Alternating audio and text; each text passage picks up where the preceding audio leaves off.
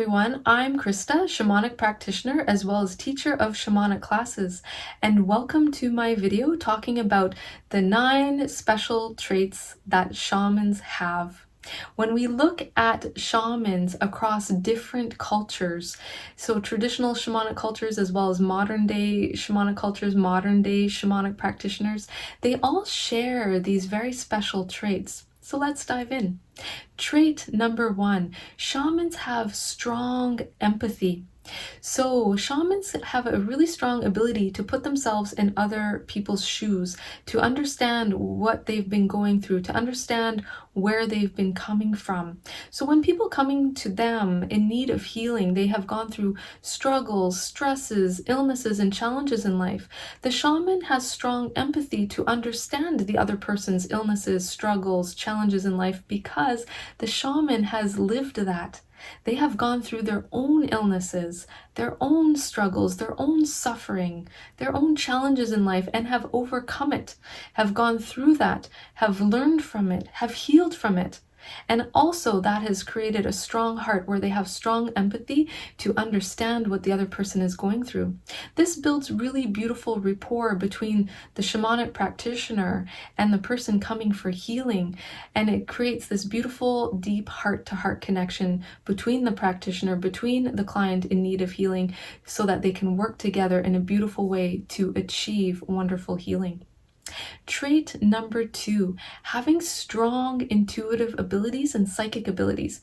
Before the person is trained as a shaman or shamanic practitioner, they already have quite developed intuitive abilities, but when they do their training, they strengthen that even more. So strengthening clairvoyance, clairaudience, claircognience, clairsentience. When shamans do their healing work, they connect to their own spirit guides, their own loving, compassionate, helping spirits to bring about healing. So they have a really clear channel to their spirit guides, a really clear channel to the spiritual realm.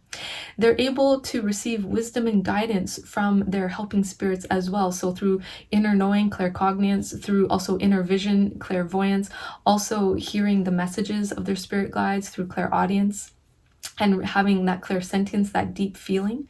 This also helps the shaman to discern the source of illness when someone comes to them in need of healing, to define and discern what is the source of illness here. That's part 1. Part 2, then being able to tap into those intuitive gifts to know what the remedy will be. What type of shamanic healing techniques does this person need to bring about the healing? So the intuitive abilities help them with that. Also, the shamans will do divination sessions for people. So if someone is having a challenge or a struggle and they have a question that they would like answered, they could come to the shaman and ask their question and present that to the shaman, and the shaman could contact their compassionate helping spirits and guides, present the question, and receive an answer to give to that person. And there's many different divination practices that shamans in different cultures would do for that. So they have strong intuitive abilities to do those beautiful divination sessions. Trait number 3, having a deep connection to nature and the planet. So shamans have this beautiful, deep connection to nature, to plants, to the planet, to trees, to flowers, to rocks and crystals and gemstones. And they would work with the beautiful healing energies of plants, crystals, gemstones to bring about healing for others. So preparing herbal remedies as well can be part of shamanic practice.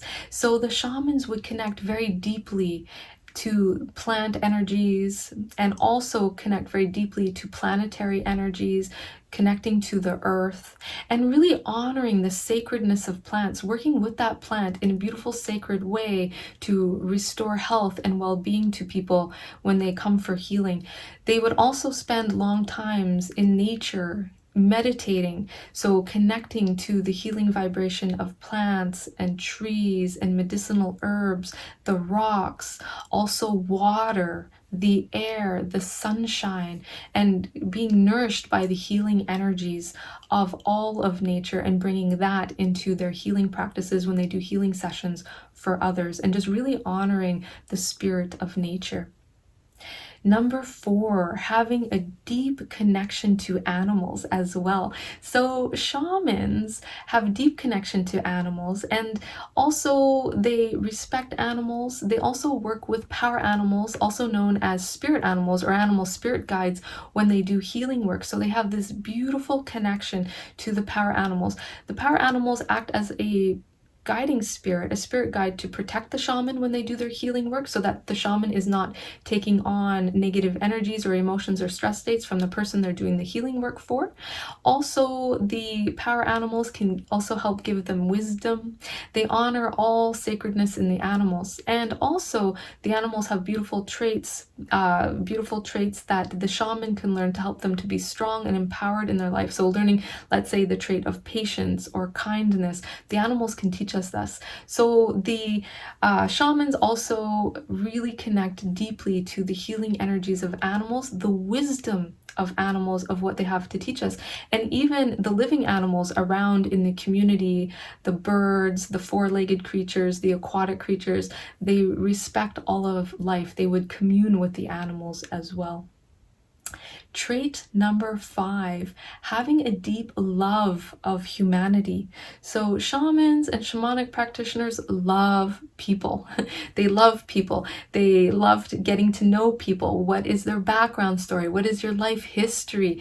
Very curious about people, having this deep love of humanity. If the love isn't there, the shaman cannot do their healing work. It's just not going to be as effective. So the shamans are really there to serve humanity in a beautiful, positive way, to create healing, restore balance when someone is sick and ill. So having this beautiful love of people, love of humanity. Number 6, the next trait is kindness. So the shamans and shamanic practitioners have this beautiful, kind energy that they bring into healing sessions, that they bring to communities, that they bring when they teach others about shamanism. So bringing that beautiful, kind energy. They also have strong and empowered energy too. So they have the best of both worlds. They're kind, they're compassionate, they're also strong and empowered, and they bring that into their healing sessions. They bring that when they're teaching others about shamanism. This beautiful, kind energy. Trait number 7, they also have patience. So very patient. Sometimes when people are coming to them for healing sessions, the person can be having a lot of challenges. They could be fired up. They might be in emotional drama.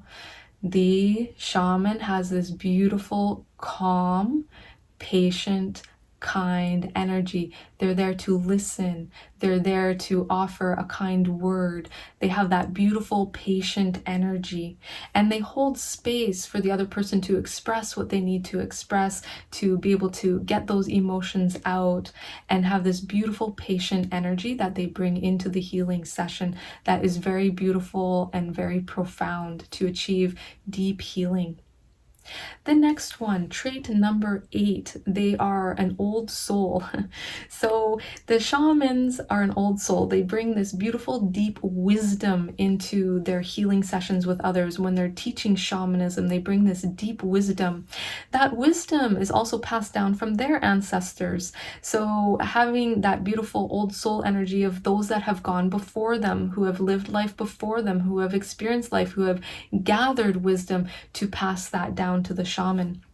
It's also believed in some shamanic cultures that shamans and shamanic practitioners also had many different lifetimes as a healer or as a shaman. So they've lived many lifetimes over, developing their practice of shamanism as a healing modality, but also as a way of life. Shamanism is also a lifestyle practice as well. So over many lifetimes, every time they're gaining more wisdom, more knowledge, deepening their skill set and bringing that in. So they're considered old souls.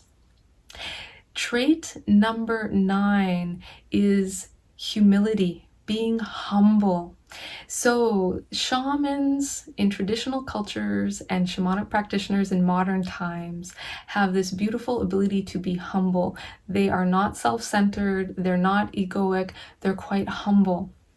And this is a beautiful trait. So I'll just say, if you come across a shamanic practitioner or a shaman that has a lot of ego and they're self-centered and it's, me, look at me, look what I can do, I would say beware about that, because the world's best shamans have this beautiful, humble energy about them. They don't take credit for the healing work, because the shamans work with their helping spirits to then produce healing for people. So the shamans are very humble. A lot of times, they're not taking credit for that. They are working as a clear conduit to bring down healing blessings and bring those energies through, those beautiful healing energies through, to create healing for others. And they see themselves in service to the planet, in service to humanity. So they're very, very humble in the work that they will do. And sometimes you won't recognize who's the shaman. You could be, or the shamanic practitioner, you could be in the grocery store and standing in the lineup at the checkout, and you could have a person behind you just wearing jeans and a t-shirt, just looking really regular, and that might be a shamanic practitioner standing behind you. They're not wearing the flashy shamanic outfit, so they're very humble in that way.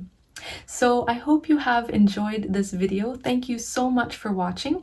I do shamanic healing sessions, as well as I teach shamanic classes. So if you're interested in going deeper in the wonderful world of shamanism and would like to experience a shamanic healing session or take a shamanic class, I do healing sessions online through Zoom, as well as teach shamanic classes online. So you can visit my website to book a session or to see my class schedule, which is shamanicspirit.ca. Thank you so much for watching. Lots of love, light, and blessings to you, and may you enjoy this beautiful day.